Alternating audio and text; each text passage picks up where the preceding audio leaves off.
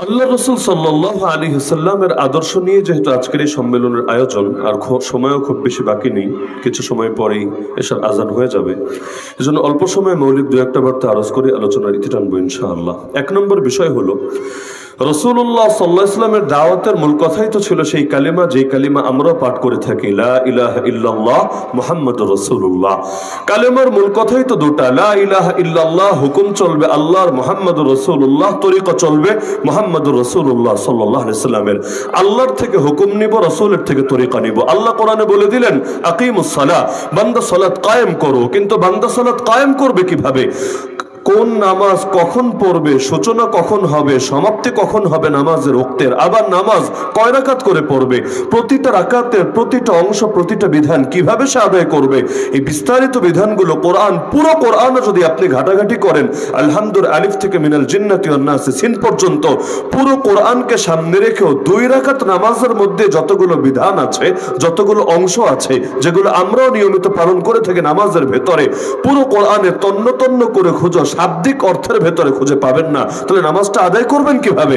আল্লাহ রাসূল বলে দিচ্ছেন, সাল্লু কামা রাআইতুমুনি উসাল্লি, আমাকে দেখো উম্মত, আমি যেভাবে সালাত আদায় করি তোমরাও ঠিক সেভাবেই সালাত আদায় করো। তাহলে হুকুম দিলেন আল্লাহ, তরিকা শিখিয়ে দিলেন মুহাম্মাদুর রাসূলুল্লাহ। এজন্যই আল্লাহ রাসূলকে আল্লাহ বলেছেন, ওয়া আনজালনা ইলাইকা যিকর, আমি আল্লাহ তোমার উপর কোরআনকে অবতীর্ণ করেছি এজন্য, লিতুবাইয়িনা লিন-নাসি মা নুজিলা ইলাইহিম, তুমি মানুষের উপর অবতীর্ণ হয় কিতাবকে সুস্পষ্টভাবে ব্যাখ্যা করে দিবা। তার মানে ব্যাখ্যা করার দায়িত্বই আল্লাহ তাকে দিয়ে দিয়েছেন। আল্লাহ বললেন, কুতিবা আলাইকুমুস সিয়াম, তোমাদের উপর রোজাকে ফরজ করা হয়েছে। কিন্তু রোজা রাখবে কিভাবে, সাহরি কখন করবে, ইফতার কখন করবে, এবং মাঝে কোন জিনিসগুলো করতে পারবে, কোনটা করতে পারবে না, কোন কাজ ঘটে গেলে কাজা লাগবে, কোন কাজ ঘটে গেলে কাজার সঙ্গে কাফারাও লাগবে, আল্লাহ রাসূল সাল্লাল্লাহু আলাইহি ওয়াসাল্লাম শিখিয়ে দিয়েছেন তার নিজের জিন্দেগি দিয়ে। হজের ক্ষেত্রে আল্লাহ জানিয়ে দিলেন, ওয়ালিল্লাহি আলান নাস হিজ্জুল বাইত মান ইসতাতা ইলাইহি সাবিলা, আরে যাদের সামর্থ্য আছে তাদের উপর হজ ফরজের ঘোষণা আল্লাহ জানালেন কোরআনের আয়াতে। কিন্তু হজ করবেটা কিভাবে? রাসূল নিজে হজ করে দেখিয়ে বলে দিলেন, খুযু আন্নী মানাসিকাকুম, খুযু আন্নী মানাসিকাকুম, তোমরা আমার থেকে হজ আদায়ের পদ্ধতি গ্রহণ করো, আমার থেকে শিক্ষা করো আর শিক্ষা গ্রহণ করো।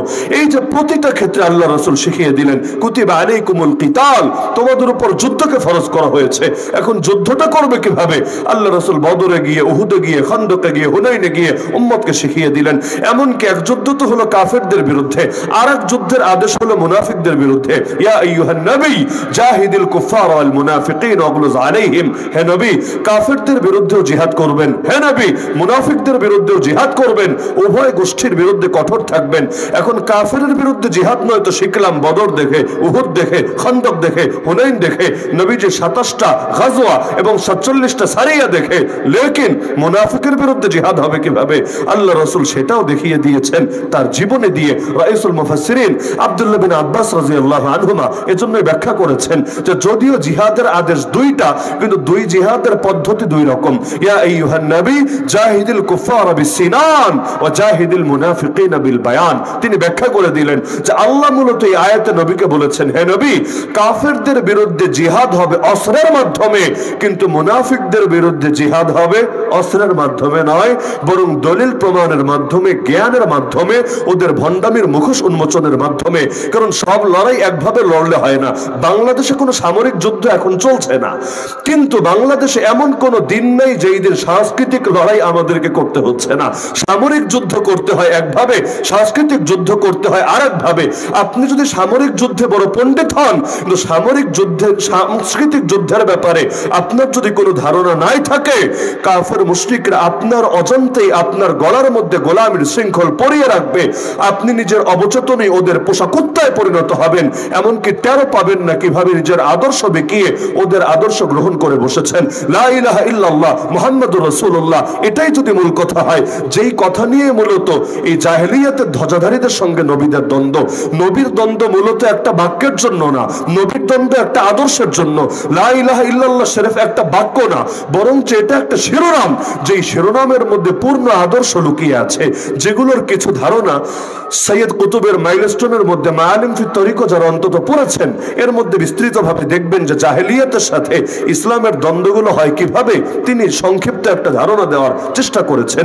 এই যে লা ইলাহা ইল্লাল্লাহ নিয়ে একদিন কি হলো, আবু জাহেল গং আসলো রাসূলের চাচার কাছে, তোমার ভাতিজাকে বোঝাও, তাকে থামাও, সে যা চায় দেব, কিন্তু যে কোনো মূল্যে তাকে থামতে হবে, না হলে কিন্তু পরিস্থিতি এখন অন্যদিকে মোড় নেবে। আল্লাহ রসুলের চাচা রসুলকে ডেকে বললেন, দেখো ভাতিজা, তোমার এলাকার মুরব্বীরা তারা তোমার ব্যাপারে এই কথা বলছে, কোন জিনিস পেলে তুমি থামবে একটু বলো দেখি। আল্লাহ রসুল সাল্লাল্লাহু আলাইহি ওয়াসাল্লাম বললেন, আমি সেদিন থামবো যেদিন তারা সকলে একটা বাক্য মেনে নেবে। আবু জাহেল খুশি হয়ে গেল, বলে উঠল, নাম ও আবিকা আশরা, মোহাম্মদ তোর মরা বাপের কসম খেয়ে বললাম, বাক্য একটা না বাক্য 10টা মানবো। এক বাক্যের জন্য লোকে এত কাহিনী করে, এক বাক্যের জন্য এত ঝামেলা করার কোনো দরকার আছে? এক বাক্য না 10 বাক্য মানবো, তবুও তুমি তো থামো, কি বাক্য বলা লাগবে খালি বলে ফেলো। আল্লাহ রসুল বললেন, আপনারা বলেন লা ইলাহা ইল্লাল্লাহ, শুধু এতটুকু বললেন। আবু জাহেল বলে উঠলো, এটা তো সম্ভব না, আজআলাল আলিহাতা ইলাহান ওয়াহিদা ইন্না হাযা লাশাইউন উজাব। কোরআনে 30 নম্বর পরে সূরা সাদে আল্লাহ ওদের ভাষ্য উল্লেখ করেছেন। সে বিস্মিত হয়ে বলে উঠলো, আরে আবার কেমন কথা, সে দেখি অনেক মাবুদকে মাত্র এক মাবুদে পরিণত করেছে, এটা তো বড়ই বিস্ময়কর ব্যাপার। অথচ বিস্ময়কর ব্যাপার ছিল এক মাবুদের কনসেপ্ট না, বরং বিস্ময়কর ব্যাপার ছিল তারা যে হাজার হাজার দেবদেবী বানিয়ে ফেলেছে এটা। কিন্তু লোকে যখন নিজেই ভুল করে তখন সঠিকটা অনেক সময় তার কাছে ভুল মনে হতে থাকে। যেমন বিগত দিনগুলোতে হক কথা বলাটাকেই সবচাইতে বড় অপরাধ বানিয়ে ফেলা হয়েছে, আর বাতিলের সঙ্গে বাতিলের স্রোতের সঙ্গে তাল মিলাতে পারাকেই আপনার জন্য সবচাইতে বড় সফলতা হিসেবে গণ্য করা হয়েছে। তো লা ইলাহা ইল্লাল্লাহ যদি মূল কথা হয়, এই মূল কথা থেকে তো আমাদের জিন্দগিতে এই শিক্ষাটাই পাওয়া যায় যে এক আল্লাহ ছাড়া দ্বিতীয় কারো আনুগত্য চলবে না, দ্বিতীয় কারো বিধান মান্য করা যাবে না, দ্বিতীয় কারো সামনে নিজেকে নত করা যাবে না। লা ইলাহা ইল্লাল্লাহ শুধু নামাজই না, লা ইলাহা ইল্লাল্লাহ শুধু রোজাই না, অর্থাৎ শুধু নামাজ পড়বো আল্লাহর জন্য, দ্বিতীয় কারোর জন্য না, এতটুকুই লা ইলাহা ইল্লাল্লাহ শিক্ষা না। শুধু রোজা রাখবো আল্লাহর জন্য, দ্বিতীয় কারোর জন্য না, এতটুকুই লা ইলাহা ইল্লাল্লাহ শিক্ষা না। আর শুধু কসম করবো আল্লাহর নামে, দ্বিতীয় কারো নামে করলে শিরিক হবে, এতটুকুই শুধু লা ইলাহা ইল্লাল্লাহ শিক্ষা না। শুধু মানত করব আল্লাহর নামে, দ্বিতীয় কারো নামে মানত করলে শিরিক হবে, শুধু এতটুকুই লা ইলাহা ইল্লাল্লাহ শিক্ষা না।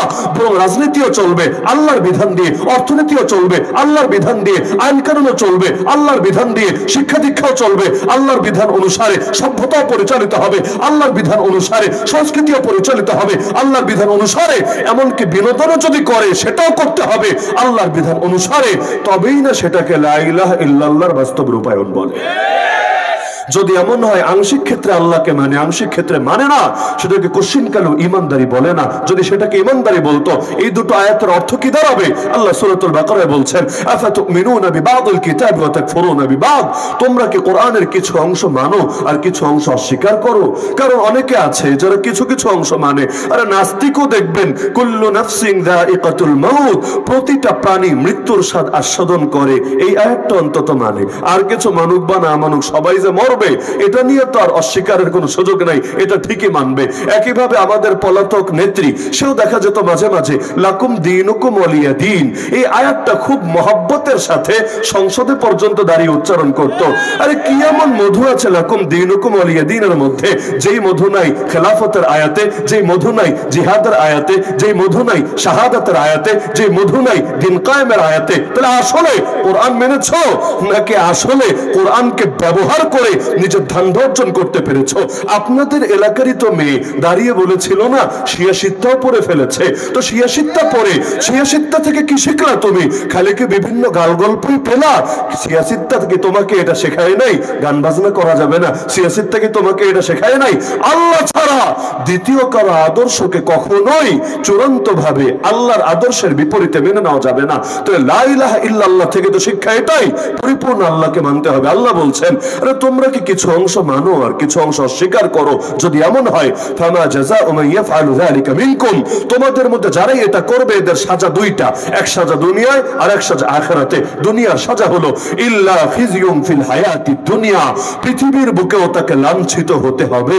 আরে ক্ষমতা থাকলেই যে ইজ্জত পায় তা না, ক্ষমতা ভিন্ন জিনিস, ইজ্জত ভিন্ন জিনিস। কুলিল্লাহুম্মা মালিকাল মুলক তুতিল মুলকা মান তাশা ওয়া তানজিউল মুলকা মিম্মান তাশা। এক নেত্রী এতটুকু বলেই থেমে যেত, আল্লাহ তুমি যাকে চাও ক্ষমতা দাও, যার থেকে চাও ক্ষমতা ছিনিয়ে নাও। বাকি অংশটা আর বলতো না। এরপরই আছে ওয়া তুইজ্জু মান তাশা, যারে চাও ইজ্জত দাও, ওয়া তুযিল্লু মান তাশা, আর যারে চাও লাঞ্ছিত করো। এমন লাঞ্ছিত করা করো যে এখন আরেক দেশে গিয়ে তাকে বুড়া বয়সে দিন কাটাতে হয়, ফিরতে চাইলেও লোকে আর গ্রহণ করতে রাজি হয় না। তাহলে দেখা যায় আল্লাহ তাআলা দুনিয়া তো লাঞ্ছিত করবেন আর আখিরাতে আল্লাহ তাআলা ভয়াবহ আযাবের দিকে ঠেলে দিবেন। দ্বিতীয় আয়াতে আল্লাহ জানাচ্ছেন উদখুলু ফিস সিলমি কাফা, প্রথম ঈমানদারদেরকে ডেকে ডেকে ইসলামের মধ্যে প্রবেশ করো, তবে আধা আধি ভাবে না, ইসলামের মধ্যে প্রবেশ করো পূর্ণাঙ্গ ভাবে। হ্যাঁ, ইসলামের বিপরীত অন্য কোনোটা আমরা সেদিন মানতে পারি, সেদিন মানতে পারি যেদিন ইসলামের চাইতে বেটার কোনো কিছু কেউ কোনোদিন এনে দিতে পারবে। আরে বাস্তবায়ন পরে কোন বাপের বেটা পারলে এনে দেখা ইসলামের চাইতে উত্তম কোন আদর্শ পৃথিবীর কোন প্রান্তে কেউ কখনো আবিষ্কার করতে পেরেছে। আর ইসলাম তো এমন সময় আমাদেরকে এমন নীতি শিখিয়ে গিয়েছে যেই সময় ইউরোপিয়ানরা সভ্যতাই শিখে সারে নাই। ওদের জন্য যেটা অন্ধকারের যুগ, আমাদের জন্য সেটা সবচাইতে বড় আলোর যুগ। ওরা বলে মধ্যযুগীয় বর্বরতা, ওরা মধ্যযুগের মধ্যে বর্বর জাতি ছিল, বর্বরতার ভেতর দিয়ে দিন কেটেছে। আর ওই মধ্যযুগের সময়গুলো খেলাফতে রাশেদা গোটা দুনিয়াকে ইনসাফ কারে বলে, শিক্ষা দীক্ষার গুরুত্ব কাকে বলে, ন্যায় নীতি কাকে বলে, সবকিছু শিখিয়ে গিয়েছে। ইসলামের চাইতে উত্তম কোন জিনিস আছে? ইসলামের চাইতে উত্তম আদর্শ না চায়নার কাছে আছে, না রাশিয়ার কাছে আছে, না আমেরিকার কাছে আছে, না ইন্ডিয়ার কাছে আছে। যেহেতু কারোর কাছে ইসলামের চাইতে উত্তম কোনো কিছু নাই, সুতরাং ইসলাম বাদ দিয়ে ভিন্ন কোনো কিছুর দিকে তাকানোরও কোনো জরুরত নেই। কারণ সমমানের দুই জিনিসের মধ্যে তুলনা হয়, কোটিপতি আর ফুটপতির মধ্যে তুলনা চলে না। কারণ দুই বিপরীত জিনিস যখন এমন হচ্ছে যে একটা অনেক ভালো আর আরেকটা কোনো ক্যাটাগরির মধ্যেই পড়ে না, তাহলে এটাকে বাদ দিয়ে ওটা গ্রহণ করতে হবে কেন? খেলাফত মানে কি? খেলাফত তো কোনো দলের নাম না রে ভাই, বরং খেলাফত মানে হলো প্রতিনিধিত্ব, আল্লাহর প্রতিনিধিত্ব, আল্লাহ রাসূলের প্রতিনিধিত্ব। যেই শাসন ব্যবস্থা পরিচালিত হয় আল্লাহর প্রতিনিধিত্বের ভিত্তিতে, আল্লাহ রাসূলের প্রতিনিধিত্বের ভিত্তিতে, সেটাকেই খেলাফত বলে। আর যে আদর্শ পরিচালিত হয় মানুষের বানানো নীতি অনুসারে, যে আদর্শ পরিচালিত হয় নফসের শিক্ষার অনুসারে, যে আদর্শ পরিচালিত হয় শয়তানি ওয়াসওয়াসা দাজ্জালি প্ল্যান অনুসারে, ওগুলোকে জাহেলিয়াতি বলে, ওগুলোকে কখনোই আল্লাহ এবং তার রাসূলের প্রতিনিধিত্ব বলে না। তো একজন মানুষ লা ইলাহা ইল্লাল্লাহ মুহাম্মাদুর রাসূলুল্লাহ বিশ্বাসী হবে, কিন্তু সে খেলাফতের চেতনাকে ধারণ করবে না, এটা কোশ্চিন কালেও হতে পারে না। এটা এমন কোনো ব্যাপার না মনে চাইলে সাপোর্ট করলাম, মনে চাইলে অস্বীকার করলাম, না রে ভাই। বরং খেলাফত যে পছন্দ করে না সে নিজেকে কখনো মুসলিমই দাবি করতে পারে না। কারণ খেলাফতের চেতনাটা তো এমন চেতনা, পৃথিবীর সর্বপ্রথম মানুষ আব্বা আদম আলাইহিস সালামকে সৃষ্টি করার আগে আল্লাহ ফেরেশতাদেরকে জানিয়েছেন ইন্নী জাইলুন ফিল আরদি খলিফা, নিশ্চয়ই আমি পৃথিবীতে খলিফা বানাতে যাচ্ছি। আর খলিফা মানেই প্রতিনিধি। তাহলে এই খেলাফত যতদিন না আসবে, আলো যতদিন না জ্বলবে, অন্ধকার দূর হবে না, হওয়া সম্ভব না। ৭১ স্বাধীনতা এসেছে, মুক্তি কি আদৌ এসেছে? মুক্তি যদি আসতো তাহলে গরিব আর ধনীর বৈষম্য এত বাড়া কেন বাড়লো? অর্থনৈতিক মুক্তি যদি না পায়, আজকের বাংলাদেশে 4 কোটি মানুষ ইতিমধ্যে দারিদ্র্য সীমার নিচে বসবাস করছে, তাহলে এইটারে আবার কোন দেশের মুক্তি বলে? অন্য ক্যাটাগরি বাদই দিলাম, সব বাদ দিলাম, তাহলে অর্থনীতিটাকে যদি টান দেয় তাহলে অর্থনৈতিক দিক থেকেও তো মুক্তি আসে না, কোশ্চেন কেন আসবে না? এই বাংলার মুসলমানদের জন্য আমি সবচাইতে বড় চ্যালেঞ্জ মনে করি না নাস্তিকতা কেনা, না কাদিয়ানি মতবাদ কেনা, না খ্রিস্টান মিশনারি কেনা, এমনকি উগ্র হিন্দুত্ববাদ কেউ না। আমি এই দেশের মুসলমানদের ঈমানের জন্য সবচাইতে বড় চ্যালেঞ্জ মনে করি সেকুলারিজমকে, আল্লাহ রসুলের আদর্শকে কোণঠাসা করার চেতনাকে। সেকুলারিজম মানে কি? সেই 1757 থেকে 2024 প্রায় 350 বছর যাবত আমাদেরকে যে শিক্ষাটা দেওয়া হয়েছে যে আল্লাহ এবং তার রাসূলকে চিপায় ফেলে রাখতে হবে। মানে কি? যে রাজনীতিতে আল্লাহ এবং তার রাসূলের কথা চলবে না, অর্থনীতিতে চলবে না, বিচার আচারে চলবে না, আইন কানুনে চলবে না, শিক্ষা দীক্ষায় চলবে না, সভ্যতায় চলবে না, সংস্কৃতিতে চলবে না, বিনোদনে চলবে না। তো চলবে কোথায়? চলবে তোমার মাথায়। বলবে না চলবে মসজিদে, চলবে মাদ্রাসায়, চলবে মাহফিলে, চলবে খানকায়। আচ্ছা এখানে কি স্বাধীনভাবে চলবে? না হুজুর, এভাবে যদি স্বাধীনভাবে চলে আমাদের ব্যবসা থাকবে? যদি স্বাধীনভাবেই চলতো বিগত দিনে, আজকে যেমন সিরাত সম্মেলন আয়োজন করা হলো, বিগত দিনগুলোতে কেন করা গেল না? বিগত 2 সপ্তাহ আগে বাংলাদেশে কয়েক ডজন মসজিদের খতিব চাকরি হারিয়েছে। কেন? ইসকনের বিরুদ্ধে কথা বলে মহা কবিরা গুনাহ করে ফেলেছে। এই কবিরা গুনাহ করার পরে তাকে চাকরিতে কিভাবে বহাল রাখা যেতে পারে? কত জায়গায়, কত হাজার হাজার মাহফিল বাংলাদেশে বন্ধ হয়েছে। কেন?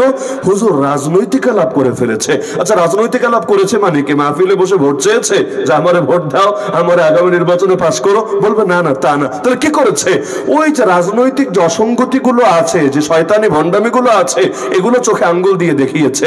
তার মানে কি মাহফিলে রাজনৈতিক আলাপ করলে পাপ হয়। তো নেতারা যখন এসে প্রধান বক্তার আগে মাইকটা হাতে নিয়ে আমার মার্কায় ভোট দিয়েন ওইটা বললে সওয়াব হয়, নাকি মাহফিলের মধ্যে নেতাজি আইসা যদি ভোট চায় সেটা সওয়াব হয়? আর হুজুরজি যদি এখানে কোনো কবিরা গুনাহ আর বেদাত আর কোনো ভণ্ডামির ব্যাপারে সচেতন করে, সতর্ক করে, এটাতে পাপ হয়। তার মানে ওরা সেকুলারিজমকে এমন একটা জায়গায় নিয়ে গিয়েছে যে ওরা মসজিদ বলেন, মাদ্রাসা বলেন, মাহফিল বলেন, সব জায়গায় প্রয়োজনে হস্তক্ষেপ করবে সেকুলারিজমের ইজ্জত হেফাজতের জন্য। সুতরাং আমাদেরকে এই জাতিকে আরেকবার জাগাতে হবে। আল্লাহ রাসূল কিভাবে খেলাফত কায়েম করেছিলেন যে সেটাকে সামনে রাখেন, আর আমাদের কি করণীয় সেটা বুঝে ফেলবেন। আল্লাহ রাসূল কিন্তু খুব অল্প মানুষ নিয়ে খেলাফত কায়েম করেছিলেন। এই ফকুরহাট ইউনিয়নে যত মুসলমান আছে না, এর চেয়ে তো কম সংখ্যক মুসলমানকে নিয়ে নবীজি খেলাফত কায়েম করেছিলেন।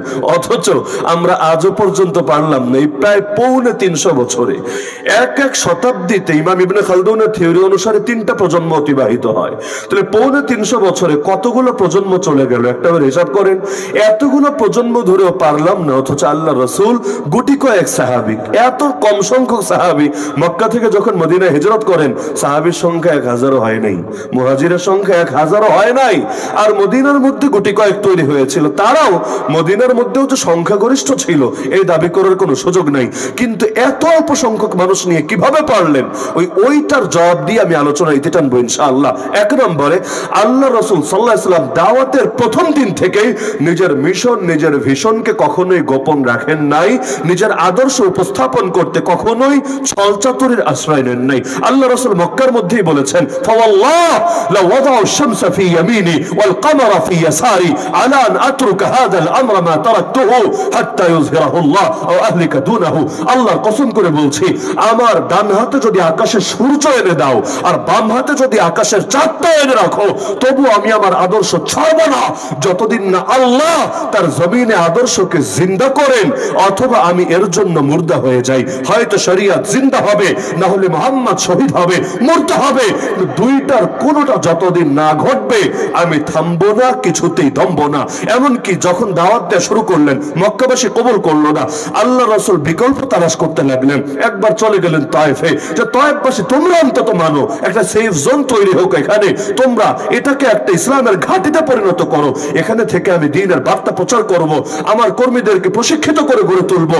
এরপর ইনশাআল্লাহ এক সময় গোটা জমিনের বুকে ইসলামকে জিন্দা করব। কারণ রাসূল বলেছেন, বয়সতু বাইনা ইয়াদাই সাআতি বিসাইফ হাত্তা ইউবাদাল্লাহু ওয়াহদা। কিয়ামতের আগে তাকে প্রেরণ করা হয়েছে তরবারি সহ এই মিশন দিয়ে, যে আল্লাহর জমিনে, গোটা আল্লাহর জমিনে আল্লাহর বন্দেগী, আল্লাহর ইবাদত, আল্লাহর একত্ববাদ কায়েম করতে হবে। আল্লাহু ইবতাআসানা লিনুখরিজা মান শাআ মিন ইবাদাতিল ইবাদ ইলা ইবাদাতি রাব্বিল ইবাদ। সাহাবী রাবি রাদিয়াল্লাহু আনহু বলেন, আল্লাহ আমাদেরকে পাঠিয়েছেন মানুষকে মানুষের গোলামি থেকে বের করে, সেই মানুষ যেই হোক, মানুষকে মানুষের গোলামি থেকে বের করে এক আল্লাহর গোলামিতে নিয়ে যাওয়ার জন্য। আমরা তো এটাই চাই, মানুষকে দিল্লির গোলামি থেকে মুক্ত করতে হবে, আরে মানুষকে ওয়াশিংটনের গোলামি থেকে মুক্ত করতে হবে, মানুষকে ইসরায়েলের গোলামি, জাতিসংঘের গোলামি, পশ্চিমা বিশ্বের গোলামি, যত ধরনের নব্য জাহেলিয়াত আছে সবকিছুর গোলামি থেকে মুক্ত করতে হবে। মানুষকে একমাত্র যিনি সৃষ্টি করেছেন তার গোলামি পরিণত করতে হবে। কারণ মানুষ হয়ে মানুষের গোলামি করা লজ্জা, আর মানুষ হয়ে স্রষ্টার গোলামি করা মোটেও লজ্জার না, বরং এটাই গর্বের, এটাই গৌরবের। তো আল্লাহ রাসূল তায়েফে চেষ্টা করলেন, কিন্তু এই মেহনত সফল হলো না, তবুও হাল ছাড়লেন না। পাথর খেলেন, তবুও হাল ছাড়লেন না। হজের মৌসুমে পর্যন্ত লোকদেরকে গিয়ে বুঝাতেন, মাই ইউইনি মাই ইয়ানসুরুনি হাত্তা উবাল্লিগা রিসালাতি রাব্বি। কে আছো আমাকে আশ্রয় দিবা? কে আছো আমার সাহায্যকারী হবা? আমি তোমার সাহায্য থেকে আমার রবের বার্তা প্রচার করব। আরে যেই কপাল কপাল খুলেছে মদিনাবাসীদের, ওই কপাল বহু আগেই খুলতে পারত অন্যদের। কেন? কারণ সৌভাগ্য গিয়ে হাজির হয়েছিল তাদের দুয়ারে। তারা শুধু যদি হা বলতো তাহলেই হয়ে যেত। আল্লাহ তাআলা তাদের নামগুলোকেও এই মদিনার আনসারীদের মতো চমকে দিতেন। কেউ যে রাজি হয় নাই তা না, অনেকেই রাজি হতো। তো 2 কদম এগিয়ে আবার 20 কদম পিছায়া যেত। আমাদের বাংলাদেশের মতো অবস্থা আর কি। দিন কায়েমের কথা বললে পাবলিক রাজি হবে না তা না, 190 জন এক পায়ে খাড়া। কিন্তু এর জন্য কি কি কোরবানি দিতে হবে, এর জন্য তাকে কি কি ভোগান্তি পোহাতে হবে, সমালোচকের সমালোচনা থেকে শুরু করে, আরে তারে যে গুমেরও শিকার হওয়া লাগতে পারে, ক্রস ফায়ারও শিকার হওয়া লাগতে পারে, জঙ্গি মামলা নিয়ে তাকে নির্দোষ হও বছরের পর বছর কারাগারে দিন কাটানো লাগতে পারে। এই বাস্তবতাগুলো যখন সামনে আসে তখন আর লোক খুঁজে পাওয়া যায় না। আর কিছু মানুষ তো নিরাশা আর হতাশায় ভোগে। মক্কায় 13 বছর দাওয়াত দিলেন, 1000 লোকও কালেমা পড়লো না। আর মদিনায় এত মুসলমান, ইহুদিরা পর্যন্ত নিজেদেরকে মুসলমান পরিচয় দিতে দ্বিধা করলো না। এই মুনাফিক কারা? বেশিরভাগ তো ইহুদি ব্যাকগ্রাউন্ডের হয়েও, দিলের মধ্যে ইহুদি আকীদা লালন করেও মুসলমান পরিচয় দেয় কখন? যখন দেখে মুসলিম পরিচয় দিলেই সুবিধা মেলে, মুসলিম পরিচয় দিলেই বিভিন্ন ফ্যাসিলিটিস মিলে। তাহলে দেখা যায় দুর্দিনেই আসল লোকগুলো খুঁজে পাওয়া যায়, আর সুদিনে লোকের অভাব পড়ে না। যখন যেই দল ক্ষমতায় যায় দেখেন না, ওই দলের সমর্থকের অভাব পড়ে না। এমনকি 2 দিন আগে যারা অন্য দলের চাটাচাটি করতে করতে জিব্বা ক্ষয়ে ফেলেছিল, এরাও রাতারাতি দল চেঞ্জ করে পল্টি মেরে ওই দলের নাম লেখাতে দ্বিধা করে না। তো বিপদে বন্ধুর পরিচয়, ইসলামের দুর্দিনেই খাঁটি মুসলমানের পরিচয়। কিন্তু ওই অল্প সংখ্যক মুসলমানের দ্বারাই বিপ্লব হয়। কারণ বিপ্লবটা শুধু দেখলেন, কিন্তু কার রক্তের উপর দাঁড়িয়ে সেই বিপ্লব হলো সেটা দেখলেন না। এটা তো কিছুতে, এখন দেখেন না বাংলাদেশে সবাই অটো বিপ্লবী হয়ে গেছে। এই যে স্বাধীন হলো জুলাই আন্দোলনে, যদি স্বাধীনতা শব্দ না বলে ভিন্ন শব্দ বলা যায়, তো যাই হোক, এই জুলাই আন্দোলনে যে সফলতা আসলো এটাকে কেন্দ্র করে এখন সবাই রাতারাতি বিপ্লবী সাজলো। ওই সময়ে যারা বিপরীত পোস্ট দিয়েছিল, এরাও পোস্টগুলোকে সুন্দর মতো ডিলিট করে অথবা এগুলোকে অনলিমি করে দিয়ে, অনলিমি অনেকে করে রেখেছে, যদি 10 বছর পর আবার কামে লাগে ওই সময় বের করবে। ওই সময় বিরোধিতা করেছে, এখন রাতারাতি একেবারে বিপ্লবের হোল্ডার সেজে বসেছে। এরকম হয়। তো আল্লাহ রাসূল অনেককেই বুঝিয়েছেন, কিন্তু যখন তারা শুনতো নবীর সাহায্যকারী হওয়ার মানে আবু জাহাল গঙের রোশনলে পড়ে যাওয়া এবং বাকি জীবনটাই হয়তো তার রিস্কের মুখে পড়া, তখন আগে 2 কদম আগালে আবার 20 কদম পিছায় যেত। কিন্তু আল্লাহ রাসূল নিরাশ ছিলেন না। তিনি একদিকে তার কর্মীদের প্রশিক্ষিত করে গড়ে তুলছিলেন। আরকাম ইবনে আবিল আরকামের ঘর আবু জাহেলের ঘরের কাছেই, সেখানে গিয়ে লুকিয়ে, কারণ দিনের মিশন তো থামিয়ে রাখার সুযোগ নেই। বিগত দিনগুলোতে প্রকাশ্যে কাজ হয় নাই, তাতে কি? তাই বলে আল্লাহর দ্বীনের সৈনিক যারা, তারা কি চুপ করে বসেছিল? বসে থাকে নাই। তারাও অন্য কোন আরকাম ইবনে আবিল আরকামের ঘরে ঢুকে সেখানে তারবিয়া চালিয়ে গিয়েছিল। কারণ লোক তো গড়ে তুলতে হবে। আজকের বাংলাদেশে যে 10 লাখ প্রশিক্ষিত কর্মী থাকতো, যারা বেলালের মতো হিম্মত রাখে, যারা আম্মার, ইয়াসির, খুবাইব, খাব্বাবের মতো কোরবানি দেওয়ার মানসিকতা রাখে, আমি তো মনে করি বাংলার জমিনে খুব অল্প সময় ইসলাম বিজয়ী হয়ে যেত। কচুপাতার পানি দিয়ে তো আর বিপ্লব হয় না, আবেগী সমর্থক দিয়ে তো আর বিপ্লব হয় না। আমরা মাহফিলে গেলে লোকের তো আর কমতি পড়ে না। দেখা যায় কোথাও লক্ষাধিক লোক আছে, কিন্তু বিপ্লবের প্রয়োজনে এই লক্ষের মধ্যে 1000 খুঁজে পাওয়া যাবে কিনা সেটাই তো সন্দেহের বিষয়। তো প্রশিক্ষিত লোকের প্রয়োজন। আল্লাহ রাসূল প্রশিক্ষণ দিতে লাগলেন। এমনকি মদিনা থেকে যেই কয়েকজন লোক হজের মৌসুমে তার দাওয়াত কবুল করলো, রাতের অন্ধকারে আকাবার প্রান্তরে নবী তাদেরকেও নিয়ে ধীরে ধীরে প্রশিক্ষিত করে গড়ে তুলতে লাগলেন। অবশেষে তাদের সঙ্গে নবীর এক সাহাবী মুসাব রাদিয়াল্লাহু আনহুকে মদিনায় পাঠিয়ে দিলেন। তিনি গিয়ে গণদাওয়াত শুরু করলেন এবং গণতারবিয়াত শুরু করলেন। যাদেরকে মুসলমান বানাচ্ছেন তাদেরকে প্রশিক্ষিত করে গড়ে তুলছেন, আর যারা এখনো মুসলমান হয় নাই তাদেরকে দাওয়াত দিচ্ছেন। আর তিনিও নেতাদের ঝামেলার মুখে পড়েছিলেন, কারণ হার জামানায় ইসলাম কায়েমের পথে সবচাইতে বড় বাধা কৃষকরা না, শ্রমিকরা না, মজুররা না, আরে সাধারণ খেটে খাওয়া লোকেরা না। হার জামানায় দিন কায়েমের পথে সবচাইতে বড় বাধা হলো জামানার ফেরাউনরা, জামানার নমরুদরা, জামানার আবু জাহালরা, জামানার আবু লাহাবরা, উতবা সাইবারা। কেন? কারণ ওরা ভালো করেই জানে দিন যদি বিজয়ী হয় এই গরিব দুঃখের কোনো লস নাই, বরং তাদের লাভ আর লাভ আর লাভ। কিন্তু লস হলো তাদের যারা ভণ্ডামি আর সন্ত্রাসী করে করে নিজেদের বিশাল শয়তান রাজত্ব জড়ো করে ফেলেছে। এখন আলো যদি জ্বলে যায় অন্ধকার টেকাবে কিভাবে?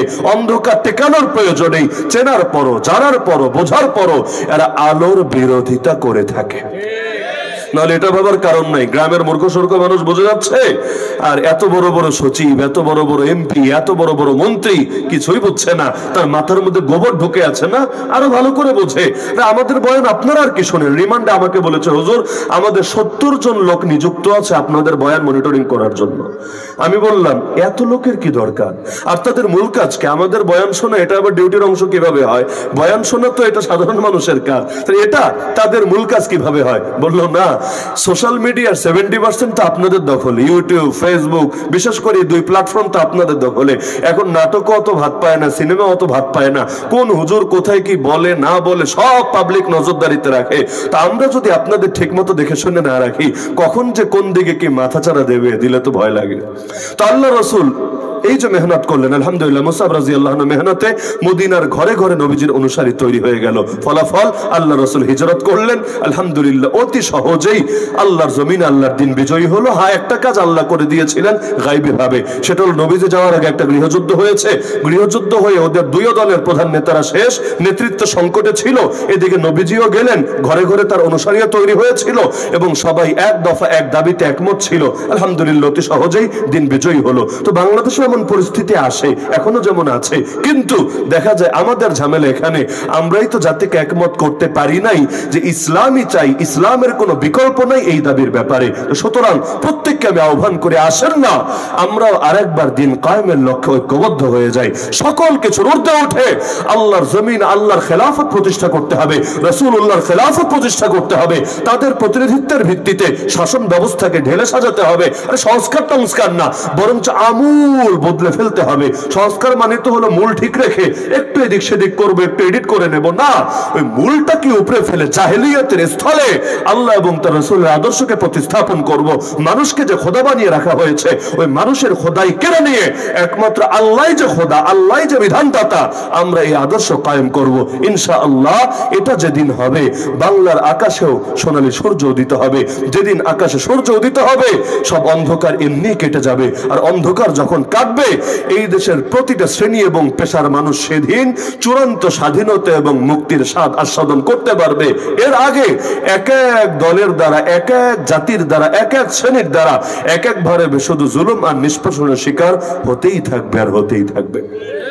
এজন্য আমি সকলকে আহ্বান করছি, আল্লাহর রাস্তে কেউ পিছিয়ে থাকবেন না, কারণ কিয়ামতের দিন আল্লাহ আপনাকে প্রশ্ন করবেন, শুধু আমাকে না, আপনাকেও প্রশ্ন করবেন। কুল্লুকুম রাইন ওয়া কুল্লুকুম মাসউলুন আন রাইয়াতিহি। আপনারা প্রত্যেকেই দায়িত্বশীল এবং প্রত্যেকেই নিজের দায়িত্বের ব্যাপারে আল্লাহর নিকট জিজ্ঞাসিত হবেন, রাসূলুল্লাহ সাল্লাল্লাহু আলাইহি ওয়াসাল্লাম জানিয়েছেন। এজন্য দ্বীনের জন্য কিছু একটা করেন, যাতে করে কিয়ামতের দিন অন্তত বলতে পারেন, আল্লাহ বেশি কিছু পারি নাই, তোমার দ্বীনের জন্য এতটুকু তো অন্তত করেছি, এই উসিলায় মাফ করো। আরে মুহাম্মদ বিন কাসেম 18 বছর বয়সে হিন্দুস্তানের জমিনে দ্বীনের পতাকা উড়িয়ে দিল। মুআদ আর মুআওয়াজ প্রাপ্তবয়স্ক হওয়ার আগে বালক থাকাকালীনই এই উম্মতের ফেরাউনের ভবলীলা সাঙ্গ করলো। আর সেখানে আপনার বয়স তো ইতিমধ্যে কত হয়ে গিয়েছে, কি করতে পেরেছেন দ্বীনের জন্য? এই মুহূর্তে যদি আপনাকে আল্লাহ ডাক দেন, তার কাছে যেতে হয়, জবাব দিতে পারবেন তো? তো দামি হবেন কিভাবে? কিছু একটা করেন না দ্বীনের জন্য, ইনশাআল্লাহ জানও দামি হবে, মালও দামি হবে, গোটা জিন্দেগিটাই দামি হবে। তা আমি সবাইকে আহ্বান জানাচ্ছি যে আল্লাহর জমিন, আল্লাহর দ্বীন কায়েমের লক্ষ্যে, ইনসাফ ভিত্তিক সমাজ বিনির্মাণের লক্ষ্যে গণ আন্দোলন গড়ে তুলেন। প্রতিটা মানুষকে ব্যাপারে সজাগ এবং সচেতন করে তুলেন। কেউ মাছ হোক, কেউ অন্তত পানি হোক। সবাই তো মাছ হবে না, কিন্তু মাছ চলতে চাইলে পানি তো লাগবে। তো জাতি অন্তত পানি হোক, আর আল্লাহর দ্বীনের সৈনিকরা অন্তত মাছ হোক।